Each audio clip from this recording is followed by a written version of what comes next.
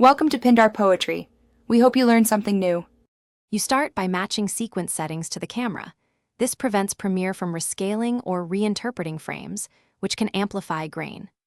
Once imported, use original camera files. Proxies are fine for editing, but final grading needs full-resolution media. Open Lumetri scopes and monitor exposure and noise in the waveform and vector scope, because understanding exposure and color balance first will guide noise reduction choices. Make sure playback resolution is set to full only when ready to grade. This preserves clarity while you prepare. Now you address noise directly by working from least destructive to stronger methods. First, correct exposure and contrast in Lumetri. Reducing highlights and lifting shadows can make grain less visible without softening detail.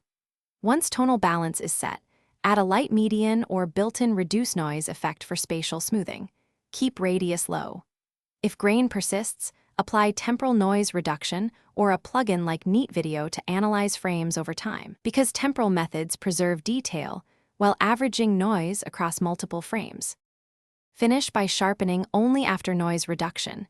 You want to avoid amplifying remaining grain, so use unsharp mask with low amount and small radius. Export using a high bitrate preset, a proper codec like ProRes or H. 264 high profile, and 2-pass encoding when possible to maintain smooth gradients.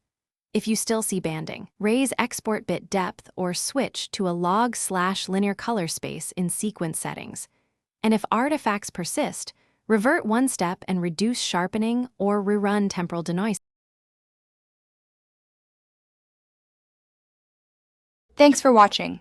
Consider subscribing if we helped you.